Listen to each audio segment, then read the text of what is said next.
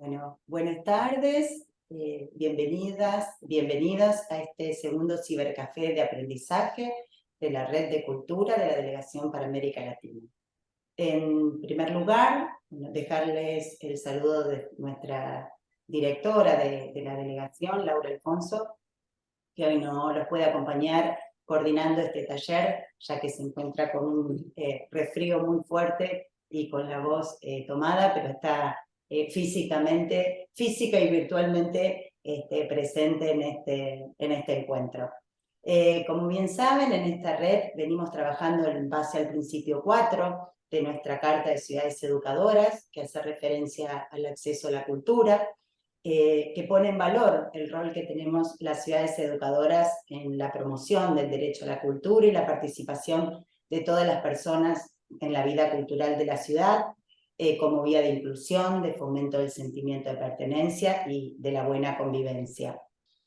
En esta oportunidad nos hemos propuesto trabajar en torno a uno de los ejes planteados en nuestra red, que es el derecho a la cultura, y puntualmente en la era digital. El abordaje de la vida cultural de la ciudad como vía de inclusión, de fomento del sentimiento de pertenencia y buena convivencia frente a las nuevas tecnologías. Y puntualmente, y por el expositor que hoy nos acompaña, la propuesta es dialogar sobre el derecho a la cultura en la era digital y las dimensiones que ha tomado el uso de la inteligencia artificial en la vida de la ciudad y de los ciudadanos y ciudadanas, de manera tal de repensar a las ciudades en el abordaje de los nuevos desafíos que, a medida que la tecnología avanza, nos permita garantizar que todas las personas tengan acceso a la cultura, a la información y el conocimiento de manera equitativa y sostenible. Como les decía recién, para abordar este eje contamos con la presencia de Joan Manuel del Pozo. Joan Manuel es doctor en Filosofía de la Universidad de Barcelona y es profesor emérito de la Universidad de Girona. Pero bueno, fundamentalmente Joan Manuel es una de las personas más estudiosas y conocedoras de la ciudad educadora desde sus inicios, quien ha intervenido en la redacción de la Carta de Principios y participando incluso en la última reforma, y un gran inspirador y convencido movimiento de ciudades cuyo pilar es la educación como herramienta no solo de formación, sino también de transformación. Luego de su intervención, también vamos a contar con una primera fila de lujo que va a intercambiar ideas y va a generar un diálogo dinámico con Joan Manuel, que va a estar constituida por María Silvia Serra. Ella es doctora en Ciencias Sociales de la Facultad Latinoamericana de Ciencias Sociales y actualmente es docente de la Universidad Nacional de Rosario, una gran estudiosa y una gran trabajadora por la ciudad educadora. Contaremos también con la presencia de Patricia Diver. Patricia es periodista también de nuestra ciudad de Rosario, Argentina, y una persona muy vinculada a la temática de la cultura y la cultura en la ciudad educadora. Y finalmente también con la presencia del Bar Barros, él es secretario de Acción Social, Juventud y Participación del municipio de Vitoria, de Santo Antão, de Brasil. Él está en representación de un gobierno local, ciudad educadora. Antes de darle la palabra a Joan Manuel, queríamos recordarles que hay interpretación simultánea al portugués y al español. Van a encontrar un mundito al borde de la pantalla, y también que quienes deseen formular preguntas lo van a poder hacer a través del chat. Sin decir nada más, le doy la palabra a nuestro querido Joan Manuel.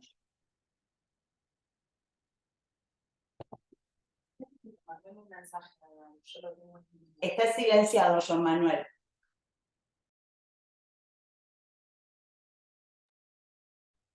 Muchísimas gracias, decía, y un saludo muy cordial a todas y a todos, aunque desde muy lejos y desde el calor, aunque ustedes tengan la mayoría frío, pero creo que hay algo que nos une por encima del océano, por debajo de sus aguas o por encima de sus aires. Y eso que nos une es un ideal educativo y un ideal cívico que se refleja en la Carta de Ciudades Educadoras que todos compartimos. Siguiendo la propuesta inicial para mi intervención, que agradezco muchísimo, voy a hablar, como puede verse en la diapositiva primera, si la compartimos, del derecho a la cultura y la inteligencia artificial. En subtítulo propongo que se considere una reflexión desde ciudades educadoras para comprender y estimular una buena relación. No deja de ser un título muy genérico. Lo que espero es poder conseguir una explicación sintética que no os canse, en la que intentaré alternar diapositivas con la presencia virtual solo de mi expresión humana. Pienso que no sería correcto estar todo el tiempo con pantallas de letras. Yo en este momento desearía poder volver sin diapositiva, ¿vale? Y pedir que entrara la segunda, el número 2, donde propongo el índice que nos permitirá orientarnos sobre la exposición. El índice es, como puede verse, en el primer lugar, una reflexión sobre la inteligencia artificial, qué retos intelectuales plantea. En segundo lugar, la inteligencia artificial, qué retos de protección de valores humanos, éticos y políticos. En tercer lugar, ¿qué dice la Carta? Ya se ha hecho referencia al artículo 4, yo también insistiré en él. En cuarto lugar, algunas reflexiones sobre la importancia cultural del espacio público. Veréis por qué. En quinto lugar, muy genéricamente, el sentido de la cultura. En sexto lugar, la necesidad de la cultura desde el punto de vista de los creadores de inteligencia artificial. En séptimo lugar, la necesidad de la cultura desde el punto de vista de los usuarios de inteligencia artificial.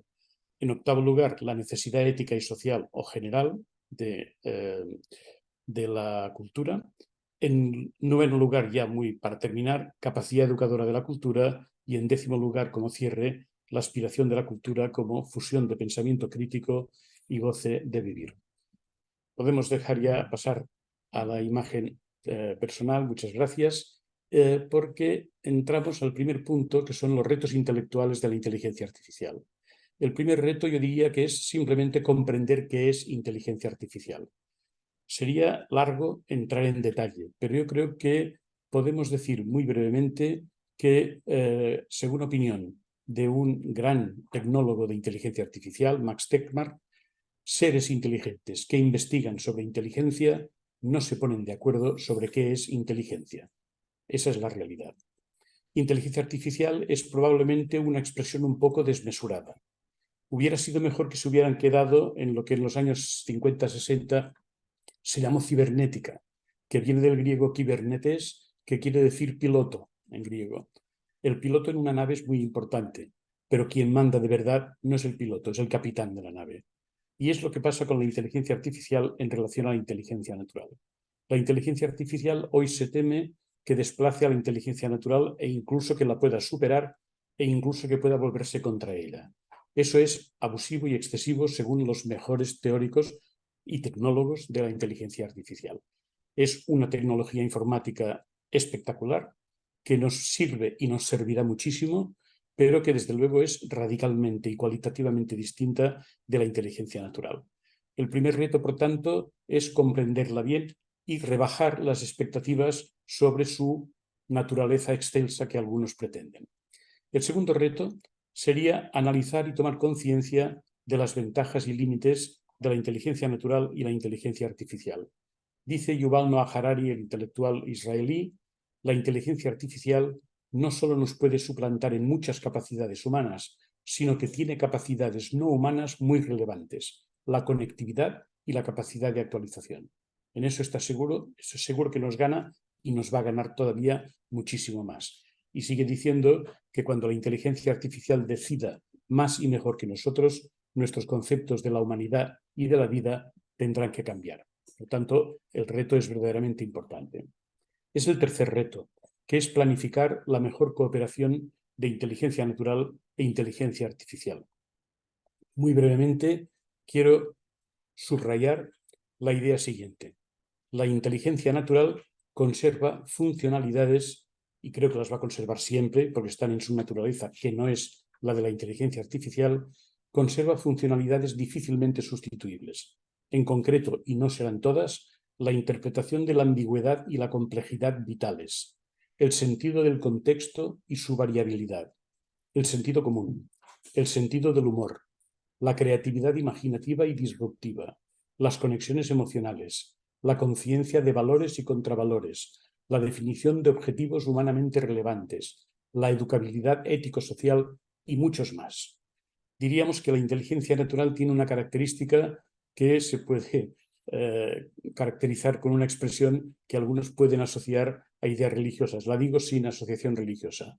La inteligencia natural es una inteligencia encarnada. La inteligencia natural está encarnada. La inteligencia artificial será siempre robótica. Un chiste gráfico que apareció hace pocos días en un periódico español ponía algo que me hizo mucha gracia. Un robot, el dibujo de un robot decía, para sacar el título de robot me han dicho que tienen que darme y tengo que aprobar un curso de humanidades. Creo que la cosa tiene su gracia. Es decir, era un pequeño homenaje a lo que es la inteligencia natural cualitativamente superior a la inteligencia artificial. Bien, una vez hayamos aclarado la verdadera naturaleza de la inteligencia artificial, si es consciente o no, si es emotiva o no, si es creativa o no, hay que planificar y pensar la cooperación entre la inteligencia natural y la inteligencia artificial. Y del mismo modo que en el lenguaje no nos importa principalmente lo que digan los diccionarios, sino los usos concretos y reales que hacemos de las palabras en la vida, con la inteligencia artificial hay que decir exactamente lo mismo.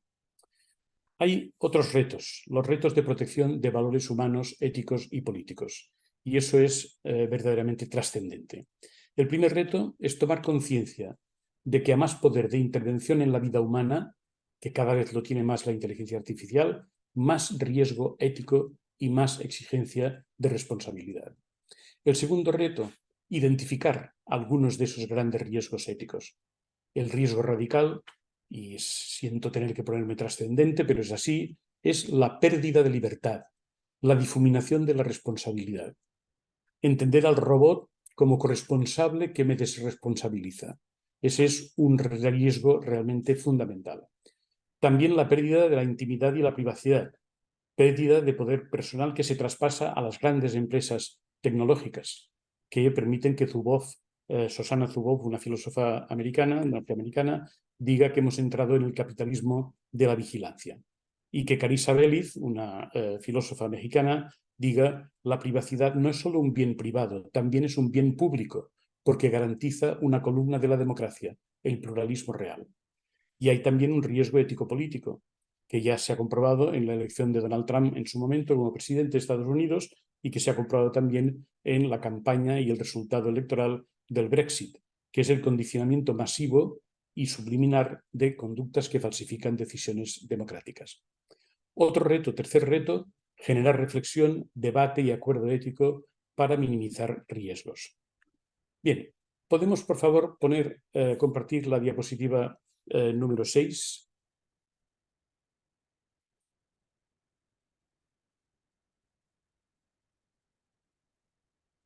Esta es la que nos trae a la presencia el artículo número 4 de nuestra Carta del Acceso a la Cultura. La ciudad educadora promoverá el derecho a la cultura y la participación de todas las personas y en especial de aquellos colectivos en situación de mayor vulnerabilidad en la vida cultural de la ciudad como vía de inclusión, de fomento del sentimiento de pertenencia y de buena convivencia. Se ha leído también al principio. Salto para decir que me parece importante el último parágrafo. A su vez, la ciudad educadora estimulará la educación artística, la creatividad y la innovación, fomentando y apoyando iniciativas culturales tanto de vanguardia como de cultura popular, como medio de desarrollo personal, social, cultural y económico. Resumen de este artículo. En la cultura nos lo jugamos todo. En la cultura los humanos nos jugamos nuestra identidad personal, pero también con esa identidad personal nos jugamos el sentido de pertenencia y, a raíz del sentido de pertenencia, el sentido de responsabilidad por lo común o por lo público.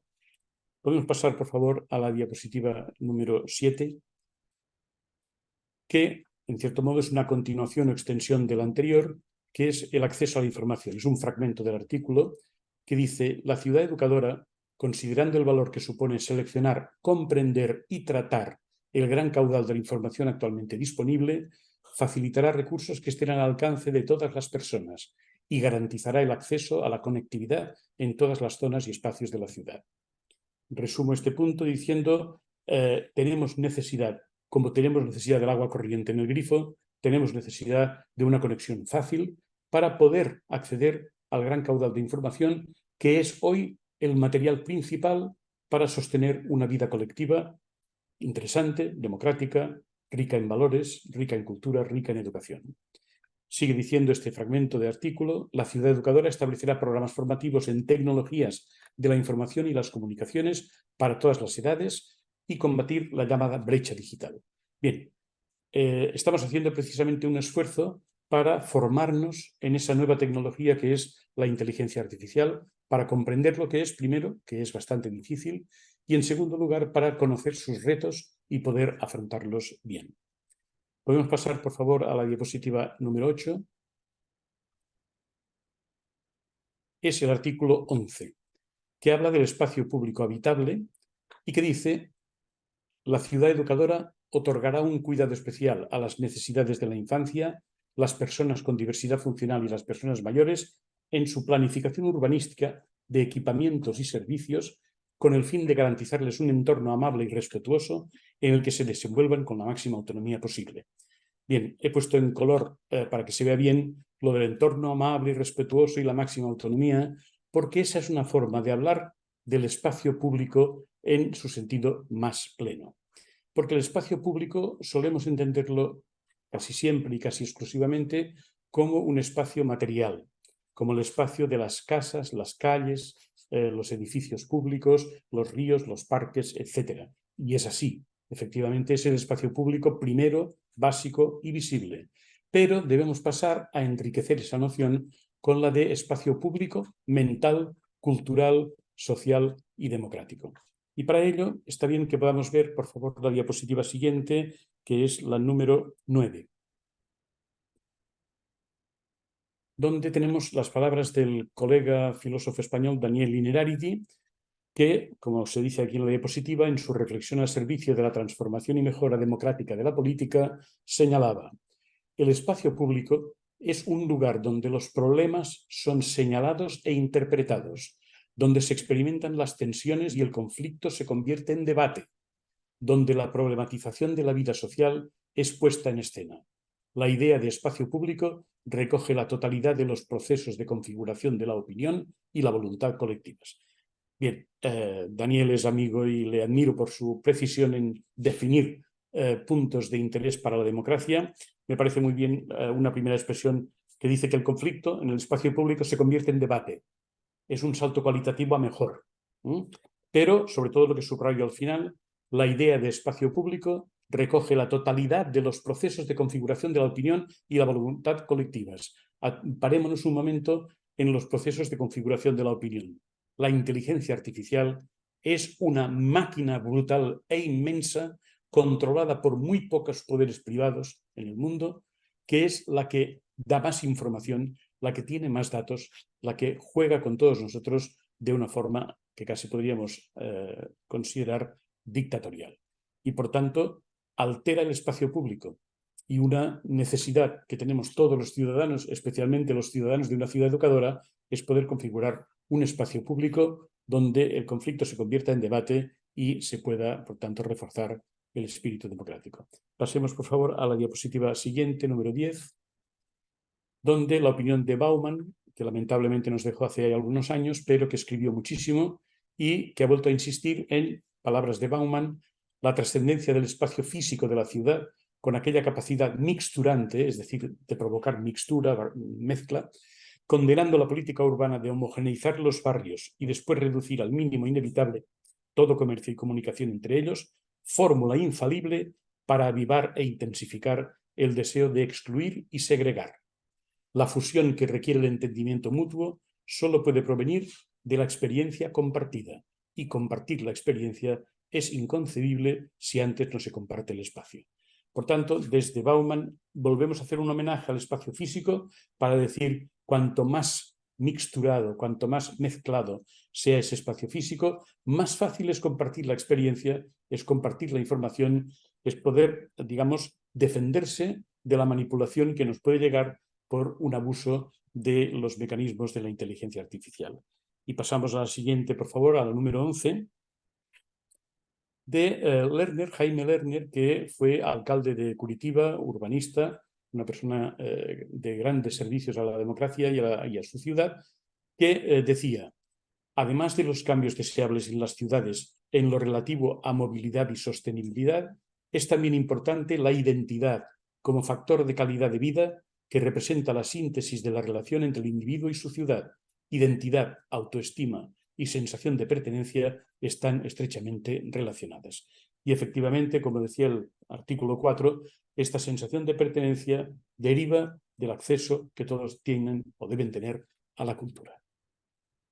Y el filósofo de origen coreano Byung-Chul Han, pero en realidad instalado en Alemania y de mentalidad ya muy alemana, en su pequeño libro Psicopolítica, dice algo que nos interesa mucho recordar con relación a la inteligencia artificial y al tipo de poder que se ejerce desde ella.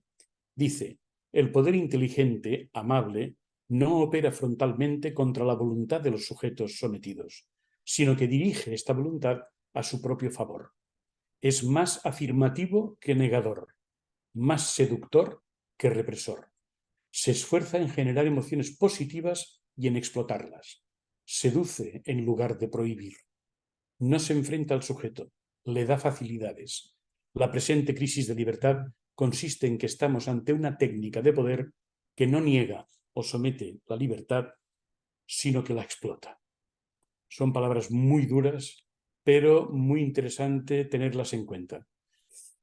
Saben ustedes, probablemente, seguro, vamos, que la última etapa del desarrollo de la inteligencia artificial es la de la célebre ChatGPT. Y ahí muchas personas hemos caído, yo también caí en hacerle una prueba al ChatGPT y quedé maravillado con lo que es capaz de hacer el ChatGPT. Ya le estamos descubriendo sus fallos, pero lo que hace el ChatGPT es encantar, seducir. Y de hecho, en una prueba que le hizo alguien que sabía mucho de estas historias, consiguió una declaración del propio ChatGPT en el sentido siguiente. Si podéis quitar ya la diapositiva, por favor.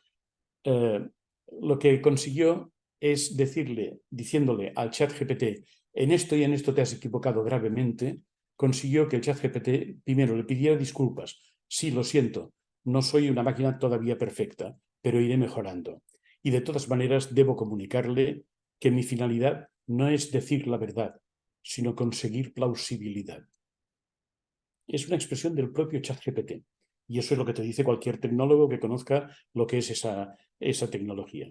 Esa tecnología consigue, a través de una magia, entre comillas, por supuesto, de una magia especial, consigue construir discursos de una apariencia extraordinariamente convincente, extraordinariamente elegante, extraordinariamente dulce. De forma que muchas personas caen fácilmente en lo que decía Byung-Chul Han, en esa seducción. Una seducción que además tiene el inconveniente de que no permite pistas para comprender cuáles son las partes del discurso que te da la máquina que pueden ser falsas. Porque la máquina te dice: yo digo verdades, pero también reconozco que digo falsedades, que cometo errores. Ya se ha inventado incluso un término para decir lo que le pasa al ChatGPT, que tiene alucinaciones. A mí me encanta que le hayan encontrado esa palabra, auténticas alucinaciones. Es decir, se vuelve loco y dice cosas falsas que... Lo que pasa es que las dice de tal forma que es imposible detectar, si no eres muy experto, dónde está la verdad y dónde está la falsedad en un determinado discurso.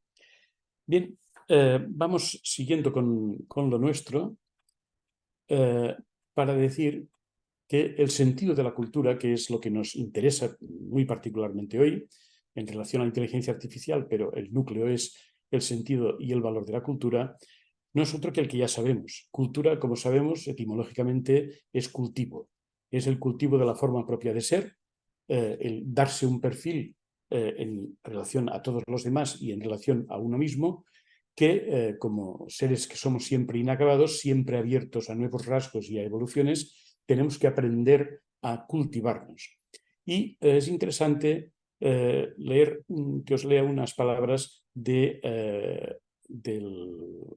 Noches Áticas de Aulo Ausio, que dice: los fundadores de la lengua latina dieron al vocablo humanitas más o menos el mismo sentido que los griegos daban a paideia. Y podríamos decir que nosotros damos a humanitas y a paideia el sentido que le damos a cultura en su idea básica. Esto es lo que llamamos educación, enseñanza, formación, aprendizaje, saber, ilustración, civilización, cultura, conocimiento e iniciación en las bellas artes. Quienes muestren más talento y gusto por las bellas artes son los que mejor merecen llamarse humani, es decir, gracias al aprendizaje, a la cultura, al conocimiento, el saber, la ilustración, nos hacemos más humanos. Lo que nos humaniza es eso. Este estudio, al que solo el hombre entre todos los seres puede dedicarse, se llamó por esta razón Humanitas, y de la idea de humanidades y de humanismo. O un autor italiano, Belardi, sintetiza muy bien el valor de la cultura humanística, es decir, de la cultura, con las siguientes palabras: la humanitas está sobre todo hecha de fe en la libertad, en la inteligencia, en la virtud de la palabra, en la moralidad, en la caritas, no necesariamente en el sentido cristiano, sino en el sentido griego de filía, en el compromiso civil y social. Es decir, un verdadero programa ético con derivación política. Es, de hecho, el sentido de la vieja cultura de origen grecorromano, que es la sabiduría de vivir más que de conocer, pero sabiendo que conocer bien es esencial para vivir bien. Entro ahora en un terreno un poco delicado, que es el de hablarles, el punto que tenía previsto según el índice, punto número 6, la necesidad de la cultura desde el punto de vista de los creadores de inteligencia artificial. Creo que es importante generar el discurso según el cual lo que la tecnología parece excluir, que es la cultura, las humanidades, etc., la inteligencia artificial en el fondo lo necesita. Y lo necesita por diversas razones. En primer lugar, por una muy elemental, porque hoy la inteligencia artificial es un nuevo poder en el mundo, un nuevo gran poder en manos de quienes no son controlados como otros poderes. Los poderes políticos están más o menos controlados. Los poderes de esta tecnología no están controlados. Y incluso ellos mismos dicen que seguramente merecen ser controlados. Y eso es así y debería dejar de ser así, porque quien tiene más poder tiene más responsabilidad. Y para asegurar conciencia del poder es evidente que hay que conocer, que hay que saber, que hay que tener cultura. Hay una palabra griega, hybris, que es muy especialmente aplicable a nuestro momento de civilización. Esta palabra hybris en griego quiere decir desmesura y orgullo, las dos cosas. Podría ser orgullo desmesurado, desmesura orgullosa. Es decir, la hybris es la ruptura del sentido del límite de las personas. Y para poder mantener el sentido del límite es evidente que las personas debemos formarnos. Y quienes producen inteligencia artificial, sean tecnólogos, informáticos, ingenieros o sean grandes productores industriales de los aparatos de inteligencia artificial, deben aceptar que no deben caer en la hibris, que no deben caer en la desmesura.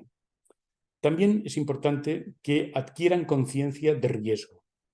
Por ejemplo, sabemos que hay uno de los algoritmos más delicados y más duros, es el algoritmo predictivo, que es una aplicación lógica del Big Data, que es la nueva forma de presciencia divina, por decirlo así, una capacidad de profetizar. Lo que dice la autora Novotny, Helga Novotny, que es una tecnóloga, no es filósofa, sino tecnóloga, es que se dan predicciones de futuro que acaban configurando comportamientos del presente. Dicho de otro modo, los algoritmos predictivos acaban siendo algoritmos condicionantes y determinantes de nuestra conducta. En el fondo es una dominación que se hace sobre nosotros.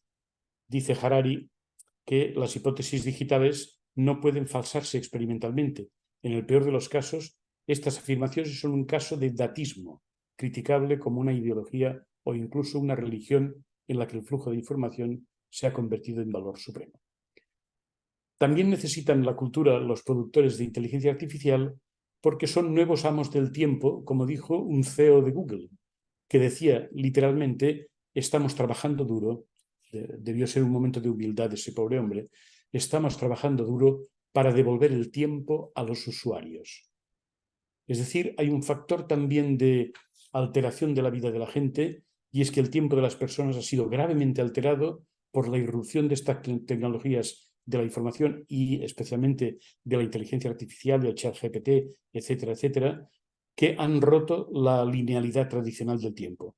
Y el tiempo humano se ve alterado tanto por la aceleración y dispersión de estímulos hipercomunicativos como, de cara al futuro, por su inmersión en los horizontes complejos del tiempo planetario y cósmico. En último lugar, también necesitan la cultura por algo muy utilitario para ellos, porque la cultura es un inmenso repositorio de contenidos de interés.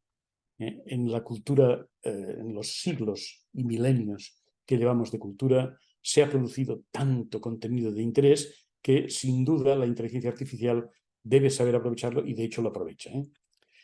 Bien, necesidad de la cultura, vamos ahora a los usuarios. Desde el punto de vista de los usuarios de inteligencia artificial, es decir, desde el punto de vista de nosotros como personas, como ciudadanos. Necesitamos cultura porque está en juego la privacidad y con ella la libertad. Y la cultura es una gran escuela de libertad. Por eso decía Cervantes en el prólogo de Don Quijote: non bene por toto libertas venditur auro. La libertad no se vende bien por todo el oro del mundo. La libertad es lo mejor que tenemos junto a la vida. Casi valoramos tanto la libertad como la vida. La prueba es que muchas personas no han querido vivir si no eran libres, y han sacrificado su vida si tenían que verse condenadas a perder su libertad. Hemos leído antes, pero permitidme ahora una lectura más íntegra, a Carissa Vélez, mexicana, como decía, que dice que cuando exponemos nuestra privacidad nos ponemos a todos en riesgo. La privacidad es necesaria para la democracia, para que la gente vote de acuerdo con sus creencias y sin presiones indebidas, para que los ciudadanos presten anónimamente sin miedo a las repercusiones, para que los individuos tengan libertad, los ciudadanos protesten anónimamente sin miedo a las repercusiones, para que los individuos tengan libertad para asociarse, decir lo que piensan, leer sobre lo que sienten curiosidad. Es interesante la idea de Carissa en el sentido de que cuando decimos que hay que defender la privacidad, no defendemos solo un interés personal, sino que la privacidad de cada uno de nosotros, de Antonio, de María, de Luisa, de Laura, de Silvia, de Joan Manuel, la privacidad de cada uno de nosotros es un bien público, porque en la preservación de nuestra privacidad se preserva el pluralismo, porque gracias a nuestra privacidad somos distintos. El día que se pierdan las privacidades, todos seremos iguales. Por tanto, la privacidad es de interés personal, pero también es de interés colectivo. También nos interesa la cultura ante la inteligencia artificial porque la cultura garantiza la dimensión simbólica o espiritual como espacio de la libertad. Decía Kant, el gran filósofo que abre la puerta al mundo contemporáneo: el ser libre vive en un mundo de fines, no en un mundo de instrumentos. La inteligencia artificial solo es un instrumento. Bien, Harari, el filósofo que hemos citado antes, israelí, dice literalmente en su célebre libro Lecciones para el siglo XXI, 21 lecciones para el siglo XXI, sin espíritu el mundo queda reducido a pura adición o acumulación. El Big Data permite que el espíritu se atrofie. La ciencia del espíritu, movida puramente por datos, ya no es en realidad una ciencia del espíritu. El conocimiento total de datos es un desconocimiento absoluto en el grado cero del espíritu. Dicho de otro modo, eso que llamamos espíritu, que no tiene por qué asociarse necesariamente a la religión, pero que es, digamos, esa parte superior de nuestro desarrollo, está en riesgo de secarse por la reducción de nuestro espíritu a una acumulación de datos que además nos administran desde fuera.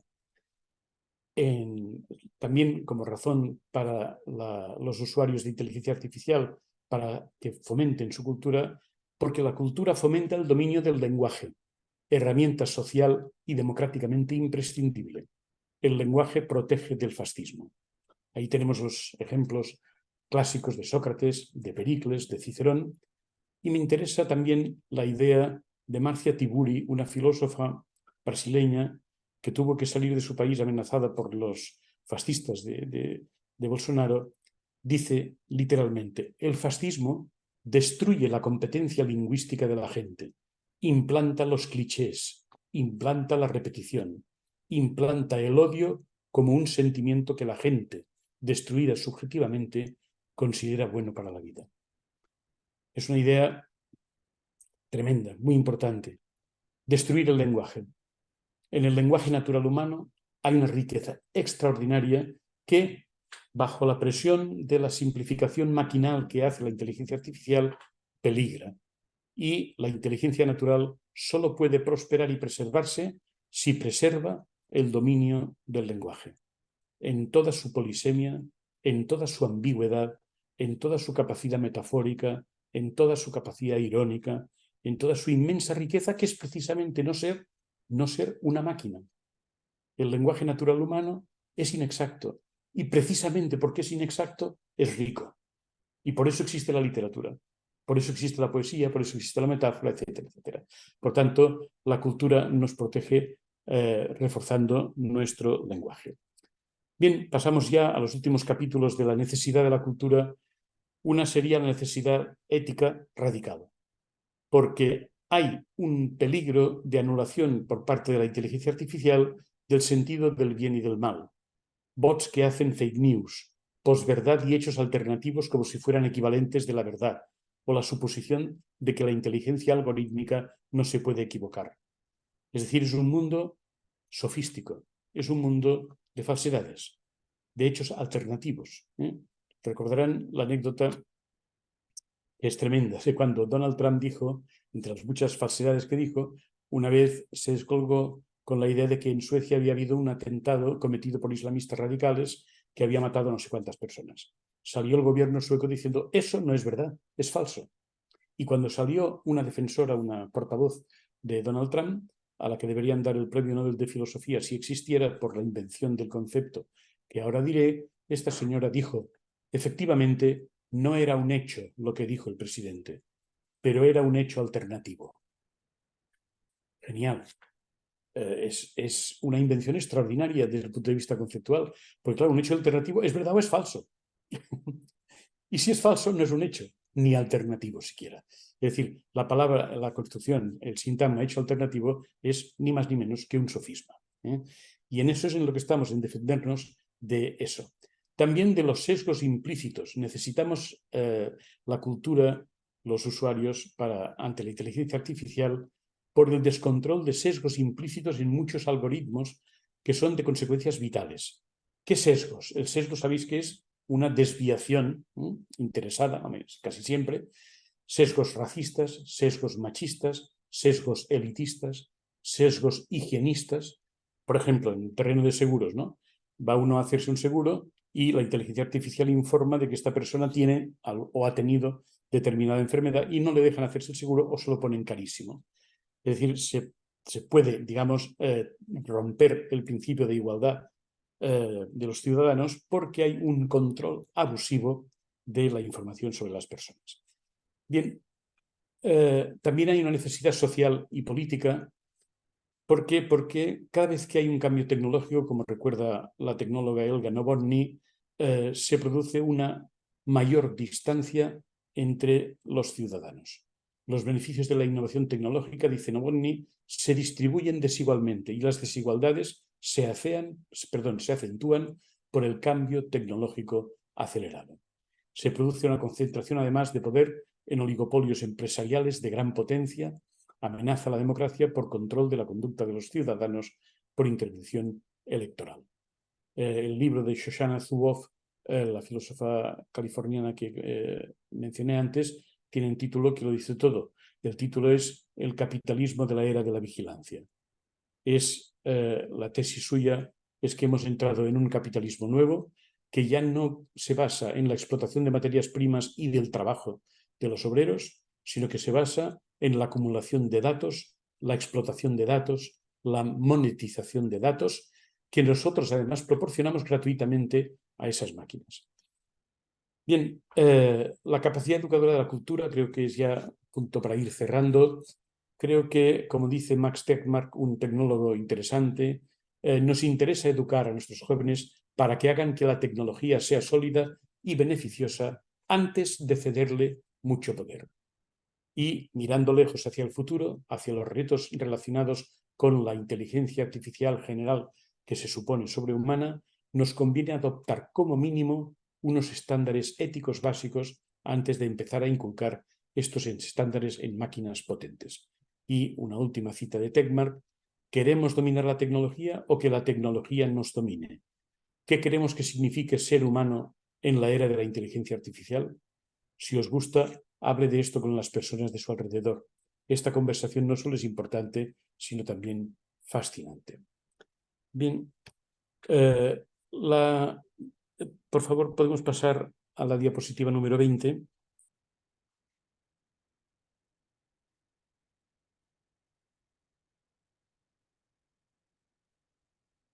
Muchas gracias.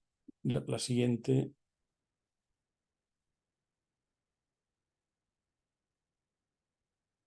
Aquí, no, es anterior al... aquí. La aspiración de la cultura, fusión de pensamiento crítico y goce de vivir. Es ya para ir terminando, y quiero hacerlo pues con cierta solemnidad, con algunas citas que me parecen de mucho interés, que resumen bien, creo, lo que he intentado decir, aunque un poco demasiado sintéticamente y precipitadamente, por lo que ruego disculpas. Helga Novotny es, como decía, una tecnóloga premiada de inteligencia artificial, con un libro muy interesante que tenemos en traducción castellana, no sé si también portuguesa, que es La fe en la inteligencia artificial. Es un título irónico, porque evidentemente la fe tiene valor religioso y ella la mienta precisamente porque muchas veces la gente tiene en relación a la inteligencia artificial una relación casi de subordinación religiosa. Aprovecho antes de continuar con Helga Novotny para recordar que apareció un artículo en un diario español cercano a la festividad de Reyes. Conocéis que la festividad de Reyes, la festividad de los regalos a los niños y tal, ¿no? Que figura que han traído esos regalos a los niños unos Reyes Magos. Bueno, todos sabemos lo que eso es, una ficción, ¿no? Bien, pues sacó un artículo días después de la fiesta de Reyes que tenía por título lo siguiente: el algoritmo son los padres. Los reyes son los padres. Esa es la verdad que todo niño y niña acaba aprendiendo, ¿eh? Y dice, oh, con lo que bien que yo vivía pensando en el mito de los reyes y tal, ahora resulta que son estos, ¿eh? Pues bien, el algoritmo son los padres quiere decir que detrás de todo el montaje de la inteligencia artificial hay padres y madres. Por suerte, cada vez más madres también, ¿eh? Hay grandes tecnólogas, Helga Novotny es una de ellas. Y estas personas pueden manipularnos y de hecho nos manipulan. Por eso es tan importante que la cultura se difunda, para que ellos rebajen su hibris y para que nosotros tengamos las defensas inmunitarias contra sus manipulaciones. Pues bien, Novotny cuenta en ese libro lo siguiente. En un congreso de tecnólogos de inteligencia artificial, alguien que organizaba una sesión participativa dijo, vamos a hacer unos haikus. ¿Sabéis que el haiku es esa pieza japonesa de poesía muy sintética, de 3 o 4 versos? Dice, y el haiku que a mí me salió es el que tenemos aquí reproducido, que decía así: inteligencia artificial, compañía humana, algoritmos invisibles, el futuro exige sabiduría. Y ahí ella quiso sintetizar el algoritmo. A mi modo de ver, poéticamente es muy malo, pero filosóficamente es muy interesante, y socialmente. Inteligencia artificial, ese es el contexto, no tiene más interés, estamos en eso. Compañía humana, cuidado, es poner en valor que frente a las máquinas y frente a los robots no hay nada como la compañía humana, ¿eh? Incluso si hay robots que los diseñan con formas antropomórficas y que incluso son simpáticos y dicen cosas muy bonitas, pero nada es comparable a la compañía y al cariño humano. Algoritmos invisibles, una denuncia. No hay transparencia en la inteligencia artificial. Los algoritmos se presentan como invisibles, es decir, no se presentan. Están escondidos, no sabemos dónde, y desde allí le dicen al empleado de banca, a este no le des el crédito, y a aquel otro hazle el seguro más caro, y a esta persona no la selecciones porque es mujer negra, por ejemplo, etcétera, etcétera. Algoritmos invisibles. Y dice, para corregir todo esto, el futuro exige sabiduría. Y aquí estamos ya con una palabra muy noble. Dice, la misma Novotny continúa diciendo, ya no en forma poética, la sabiduría aparece como un residuo de un mundo premoderno.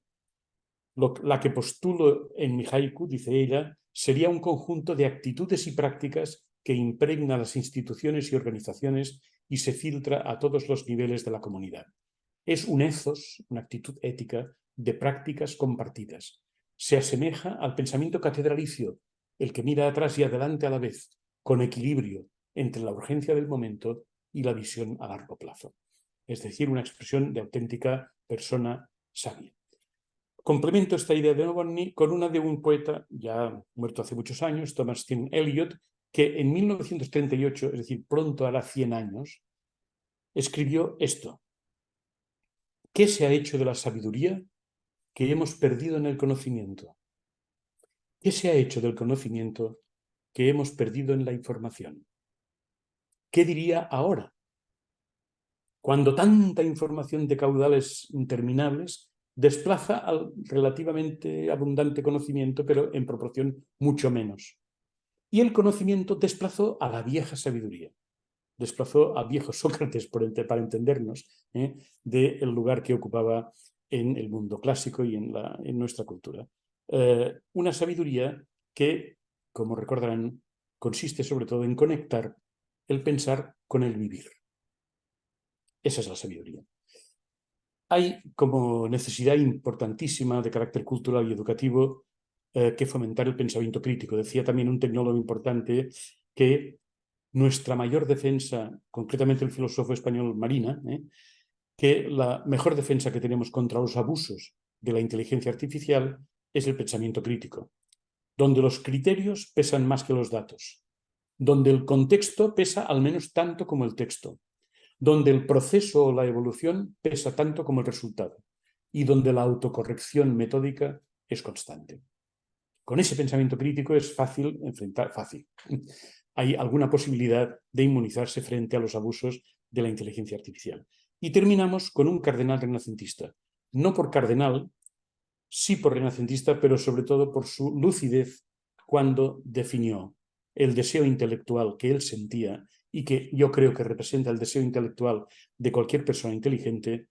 Nuestro deseo intelectual es vivir inteligentemente.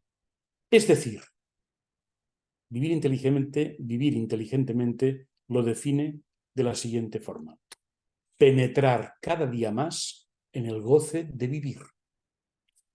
Ni más ni menos. Esa es la cultura, ese es el saber, esa es la sabiduría que necesitamos para poder encajar en nuestras vidas personales, sociales, cívicas, de nuestras ciudades, educadoras o no, de nuestras ciudades, pero sobre todo si son educadoras, poder encajar estos avances de las tecnologías digitales. De forma que, agradecido por vuestra atención y sobre todo por vuestra paciencia, por la forma como he disparado lo que quería decir, muchísimas gracias. Por favor, la última diapositiva. Muchísimas gracias. La número 21. Esta. Muchas gracias. Muito obrigado. Gracias. Quedo a vuestra disposición, por supuesto. Ahora sí, muchísimas gracias, muy obrigado, Joan Manuel, por habernos disparado, como acabas de decir, con esta ponencia tan clara, y sí, disparado a las ciudades educadoras a reflexionar, ¿no? Sobre la base de repensar cómo garantizar este acceso, la educación, la preservación y la ética, como bien dijiste, en el uso de las tecnologías para seguir garantizando el derecho a la cultura. Entonces vamos con esta maravillosa primera fila que tenemos, para generar un diálogo contigo. Le damos la palabra entonces a María Silvia Serra. Ella es nuestra representante del sector académico en esta primera fila. Te escuchamos, Silvia. Bueno, hola a todos, a todas, ¿cómo les va? Buenas tardes. Muchas gracias, Joan Manuel, por tus palabras. Creo que has sido muy claro y le has puesto unas palabras muy contundentes y muy fuertes. Yo fui anotando algunas. Anoté seducción, explotación y abusos como unas de las palabras de los efectos de la inteligencia artificial en nuestra sociedad.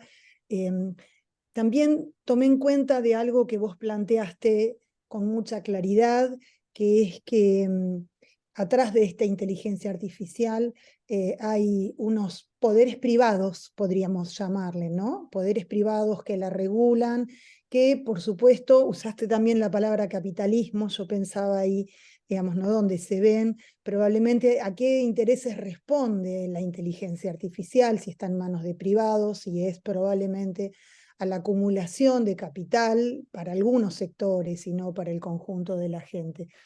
Bueno, y frente a esta claridad aparece la posibilidad de poder enfrentar este acontecimiento, de poner por lo menos en conflicto y no de naturalizarlo, ¿no? La existencia de la inteligencia artificial en nuestras sociedades.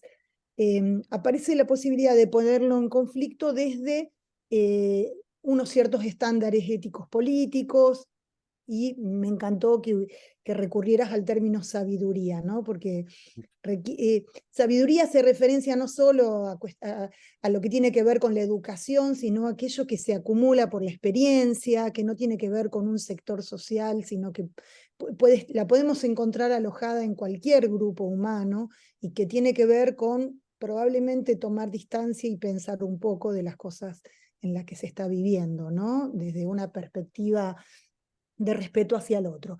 Entonces, nada, yo tengo ahí como algunas inquietudes que te las planteo como para ver si las podemos pensar juntos.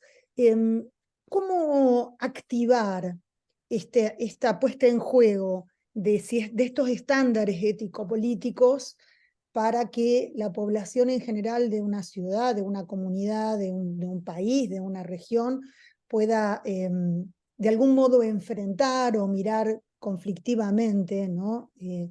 La cuestión de la inteligencia artificial?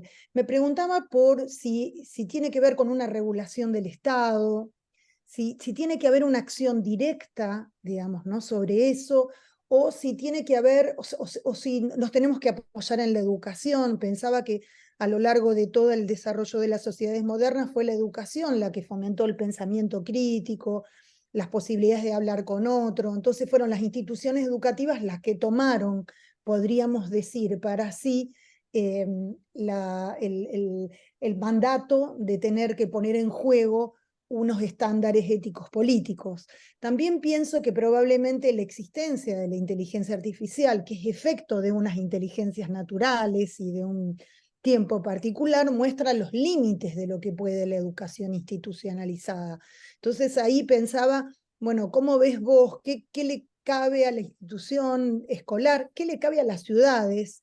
Digamos, ¿qué responsabilidades? Porque también es cierto que cuando nosotros pensamos en las ciudades educadoras, tienen, bueno, en cada país y en cada ciudad unos alcances diversos, sus políticas, pero bueno, nada, me quedaba como la inquietud de empezar a pensar o por lo menos a tirar algunas líneas para ver en qué ámbito podemos ubicar este despliegue, esta profundización de esos estándares éticos y políticos que nos permitan lidiar con la existencia de la inteligencia artificial, ¿no? Muchas gracias, Silvia, por tus consideraciones. Simplemente para subrayar lo de la sabiduría, tal como decías tú, quiero recordar que personalmente, y supongo que todos y todas los presentes podríamos tener algún ejemplo, yo he conocido, entre las personas más sabias que he conocido, a algunas personas analfabetas. Es decir, la sabiduría no es solo acumulación de conocimientos de cejas para arriba, sino, como decías muy bien tú, una experiencia vital, socializada, pensada y hecha de mucha compañía humana. Porque lo que nos humaniza es la socialización. Somos seres sociales y solo en la socialización adquirimos nuestra plenitud humana. Evidentemente, si esa socialización se puede hacer con buena educación y con acceso a los bienes culturales, mucho mejor. No estoy diciendo que el mejor sabio sea el analfabeto. Sí que estoy diciendo que hay sabios analfabetos mucho más sabios que gente con títulos de doctorado. Eso yo creo que es muy interesante subrayarlo. Pero tu pregunta es muy interesante porque va al corazón de las preocupaciones que muchos sentimos, ¿no? ¿Cómo activar, decías tú, los estándares ético-políticos que son necesarios para que lo de la inteligencia artificial encaje bien en los intereses generales? Has mencionado, y tengo que ponerlo en primer lugar, la necesidad de regulación legal. Hay que hacer que los poderes públicos los poderes democráticos, evidentemente, tomen decisiones de regulación. Tanto es así que, como sabéis, cuando apareció la espuma del ChatGPT, apareció una carta de más de 1000 ciudadanos, también me sumé, pidiendo regulación. Y estos tecnólogos y también algunos fabricantes de inteligencia artificial decían: tenemos en nuestras manos un instrumento que es peligroso. Es un instrumento que puede usarse mal. Y para evitar que se use mal, para eso están las leyes. Hay que poner límites a expansiones ilegítimas de la inteligencia artificial. No debe poder pasar que un director o directora de recursos humanos se refugie en que la máquina dice que usted no puede ser contratado o contratada, porque la máquina no es nadie. Tiene que haber responsabilidades personales detrás de cada algoritmo, detrás de cada ejercicio de selección, por ejemplo, ¿no? Por tanto, la primera, las leyes, pero no solo las leyes, porque si tenemos que fiarnos solo de las leyes, tantas leyes hay que nos protegen teóricamente y en la práctica, ¿no? Que también podría pasar que las leyes de inteligencia artificial que ya se están produciendo queden también mancas y no lleguen a la práctica. Y luego ya viene lo que ya sabemos que debe venir, que es la educación y la cultura, como hemos defendido aquí. ¿De qué forma? Bueno, pues ahí está el problema. Por ejemplo, ¿debe introducirse el ChatGPT en las escuelas? Pregunto. No sé la respuesta, pero sí que sé una aproximación a la respuesta. Hay que hablar en serio de ello. Hay que hablar en serio de ello. Y que cada escuela reflexione bien, porque el solo hecho de planteárselo, reflexionar e invitar a la participación de padres y madres y de los propios alumnos hace emerger la conciencia del riesgo de esa tecnología y al final eso permite encajarla en el propio proceso educativo. Y después, también como una finalidad buena para las ciudades educadoras que promueven la participación, esto que estamos haciendo nosotros, generalizarlo. Es decir, procurar que los ciudadanos y ciudadanas del común hablen de la inteligencia artificial para perderle el miedo, para saber de qué va y para conocerle sus trampas, para conocerle sus riesgos, para conocer sus amenazas. Yo diría que esas son las tres partes, ¿no? Leyes, educación y participación cívica en procesos de conocimiento y debate sobre inteligencia artificial. Y muchas gracias, Silvia. Muchísimas gracias, Silvia, y muchísimas gracias, Joan Manuel, por la respuesta. Le damos la palabra entonces a Delvar Barros, secretario de Acción Social y Juventudes del municipio de Victoria de Santo Antão, de Brasil. Adelvar, ¿nos me escuchás?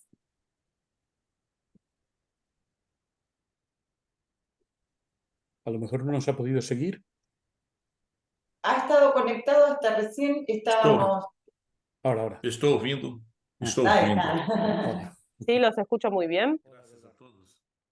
Muchas gracias a todos. Este tema é muito relevante.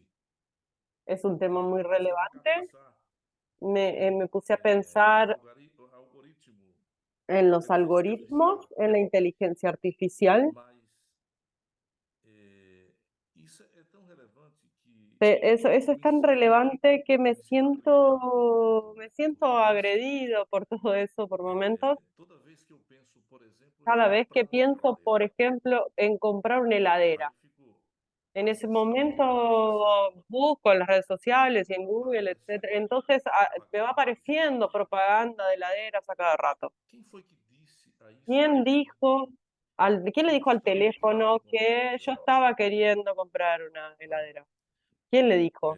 Aonde é que vai parar isso? ¿Dónde va a parar toda esa información? Vocês estavam Ustedes estaban mostrando diciendo y acá argumentando muy pertinentemente.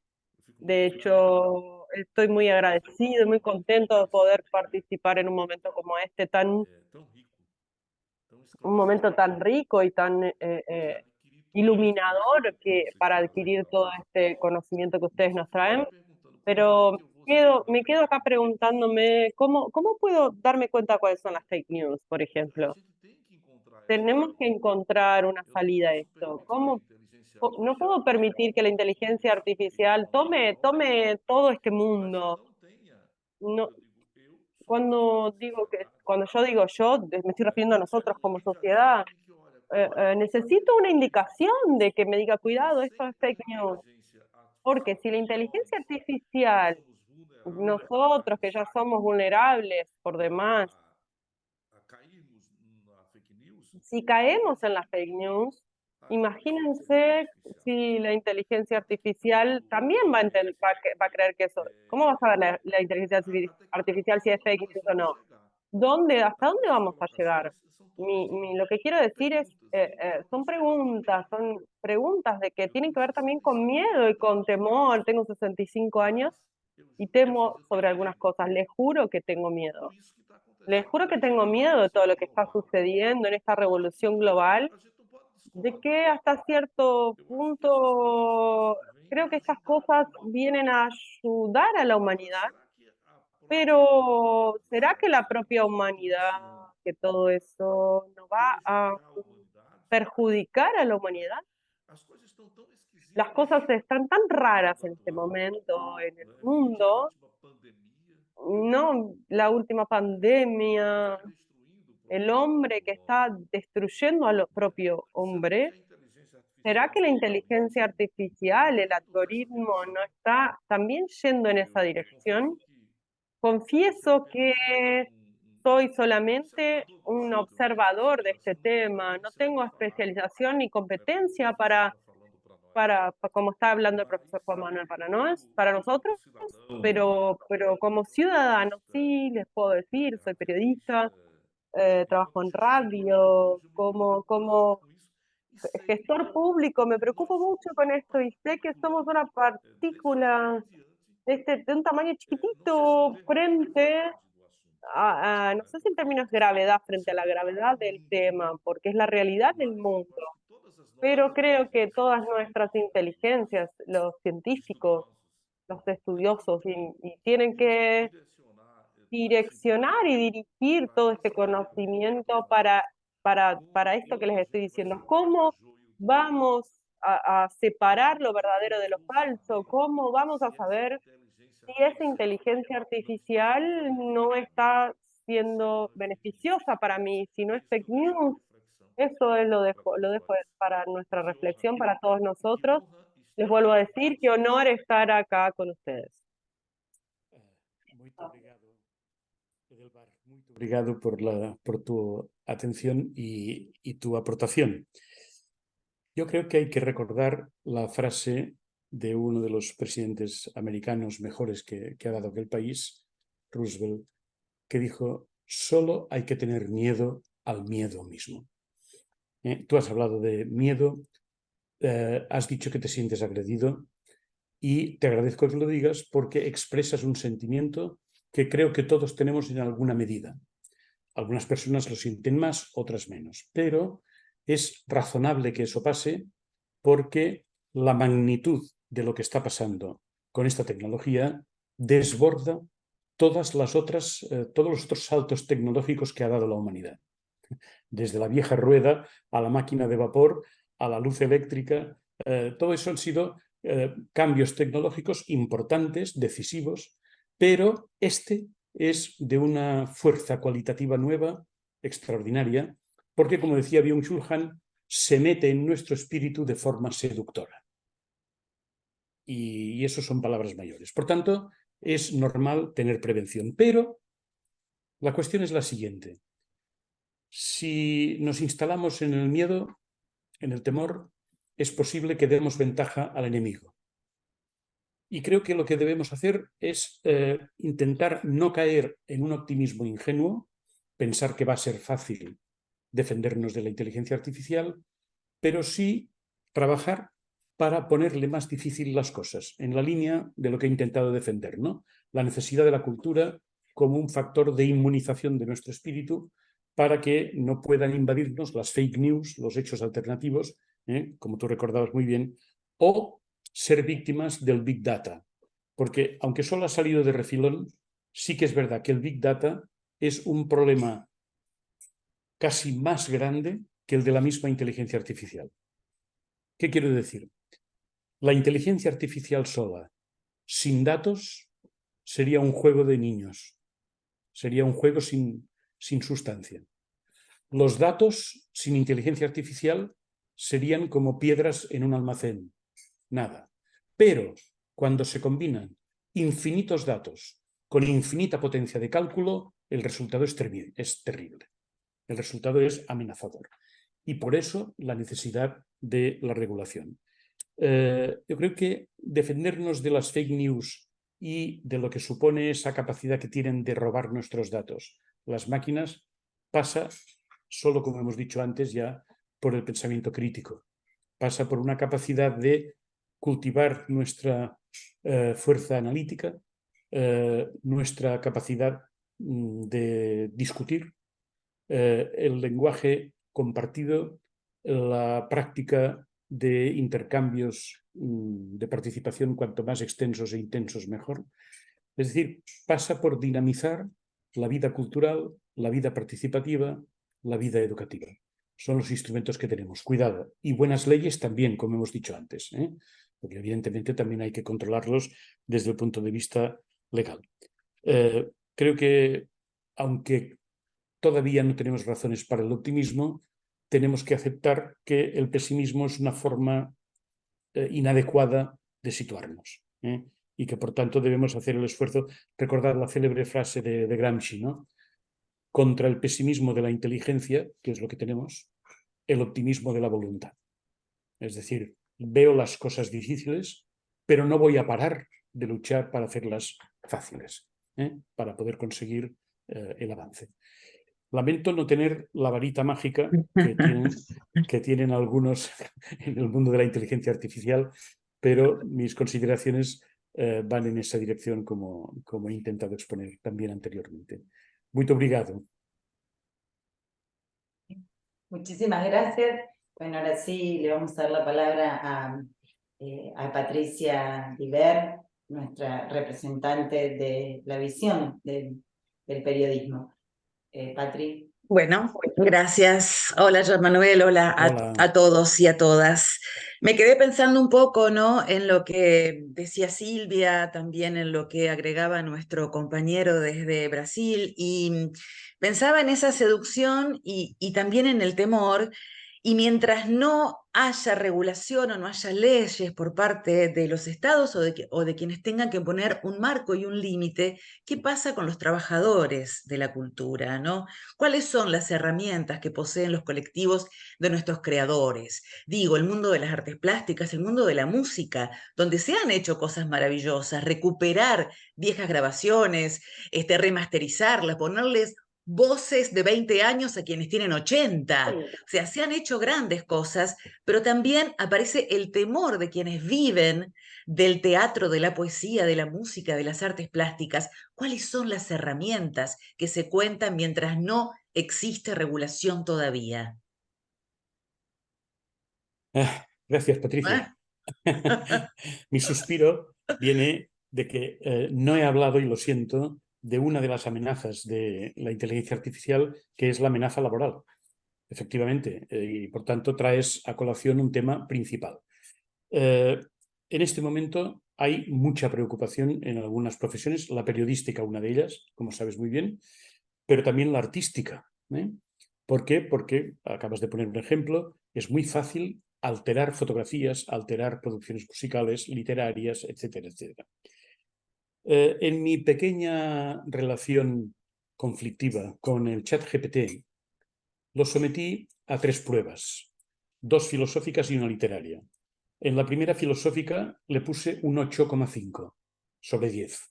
Como profesor, puntué bien. Había leído muchos manuales y ¡pum! En la segunda prueba filosófica, que era más creativa, solo le puse un 5, pero aprobó. Pero donde suspendió fue en la prueba literaria. Le dije, en relación a un poema determinado que otro poeta imitó burlescamente, es decir, hizo una falsificación para reír, hazme tú lo mismo con este otro poema. Y fracasó rotundamente. Le puse un 1 sobre 10. ¿Qué quiero decir con esto? Que en realidad, donde más dificultad tiene la inteligencia artificial para suplantarnos es en el terreno creativo. Ahí es donde le es más difícil. La creatividad, lo he mencionado así como de paso, es una de las características de lo humano. Pero es verdad que se producen imitaciones de la creatividad y ahí es donde está el peligro. Por tanto, se necesita, ahí sí, específicamente legislación. La legislación que sería de protección de derechos de autor, copyright, derechos de autor, y algo que es interesante y que los propios tecnólogos dicen que tienen que hacer, pero no hacen. Que las producciones de inteligencia artificial sean siempre identificadas como tales. Lo que llaman, no sé la expresión si fuera de España se usa también, la marca de agua, que es una marca que se pone en los billetes para que no sean falsificables. ¿Qué quiere decir? Cuidado, aquí hay una identificación y esto que usted está leyendo está producido por una máquina. Evidentemente eso, si se hiciera, salvaría muchas cosas. Por ejemplo, la preocupación de los profesores por el trabajo de un estudiante de cualquier nivel que se ha ido a ChatGPT y le ha dicho, redáctame 50 páginas sobre tal tema. Y el ChatGPT lo ha hecho muy bien. Pero la marca de agua tiene que quedar. Y si hay marca de agua, ya no hace falta que tengamos elementos de control de evaluación, porque la propia máquina se denuncia a sí misma. ¿Se va a conseguir eso? No lo sé, pero ahí hay que insistir muchísimo. Hay que insistir muchísimo para que la legislación obligue a identificar cualquier producto de inteligencia artificial como tal. Eso nos salvaría en muchos terrenos, pero tal vez no en todos. ¿Qué sucede? Hay profesiones que parecen insustituibles, por ejemplo, la de abogado, que puede verse afectada por la inteligencia artificial y en este caso no porque sustituya el trabajo estrictamente propio del abogado, pero sí porque tiene un poder de, por ejemplo, recopilación de jurisprudencia sobre un determinado problema penal. Tú le pides a una máquina, dime cuántos casos en el mundo ha habido de tal, y en poco tiempo, minutos u horas, te da una relación de jurisprudencia mundial. Un abogado o un equipo de abogados para tener la misma información necesita años. Por tanto, ahí hay cosas, en el periodismo también puede pasar cosas parecidas. Es fácil sustituir lo que podríamos llamar el periodismo de base por una inteligencia artificial que está conectada, porque claro, como decía muy bien Harari, donde es imbatible la inteligencia artificial es en la conectividad total, está conectada siempre, y en la actualización permanente, cosa que no podemos hacer los humanos, que tenemos que dormir unas horas, que nos ponemos malitos como Laura, a ver si mejoras, Laura. Bueno, a las máquinas eso no les pasa. Por tanto, ahí hay un verdadero problema.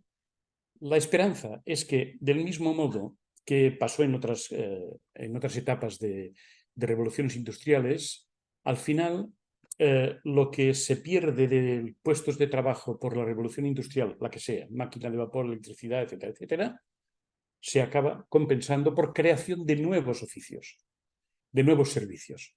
Y ahí yo creo que, todavía no sé cuáles, pero probablemente la instalación social de la inteligencia artificial acabará demandando técnicos en, vete a saber qué procesos de control, de verificación, etcétera, etcétera.